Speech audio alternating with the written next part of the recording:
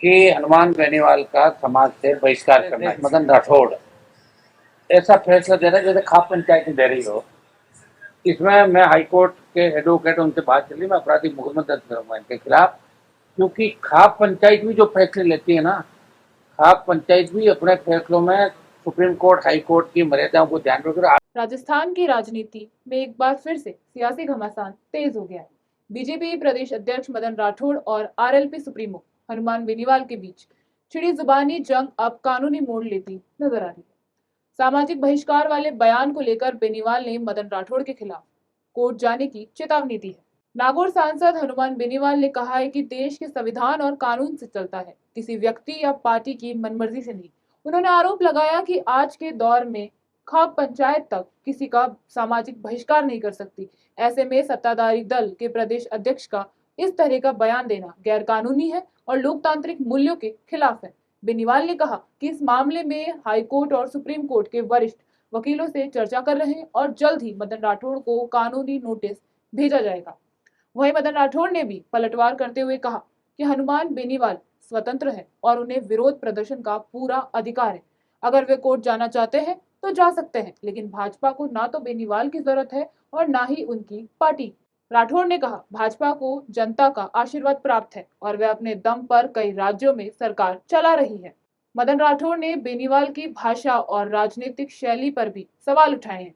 उन्होंने कहा कि विपक्ष का काम विरोध करना है, लेकिन विरोध मर्यादा और गरिमापूर्ण होना चाहिए। इसके साथ ही राठौड़ ने कांग्रेस और राहुल गांधी पर भी निशाना साधते हुए कहा कि प्रशिक्षण शिविर लगाना अच्छी बात है, लेकिन प्रशिक्षण की समक्ष होना भी चाहिए।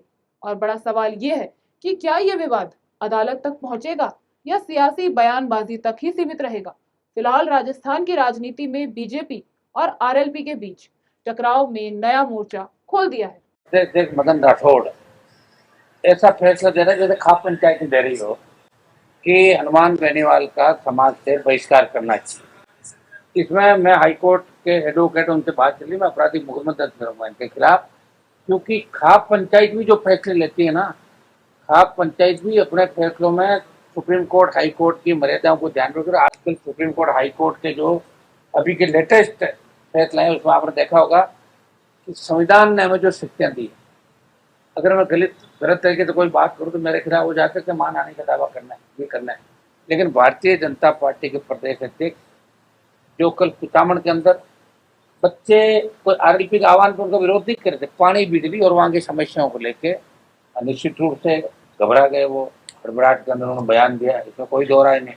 लेकिन जिस तरह का बयान उन्होंने एक पार्टी के राष्ट्रीय अध्यक्ष के और प्रदेश अध्यक्ष है, मदन राठौड़ जैसे तो 30-35 स्टेट जीते, वहाँ हर प्रदेश में एक अध्यक्ष होगा, लेकिन मेरी पार्टी का चाहे यहाँ चुनाव लड़ेगी, आगे ज्यादा लड़ेगी स्टेट में, मैं इसका राष्ट्रीय अध्यक्ष हूँ।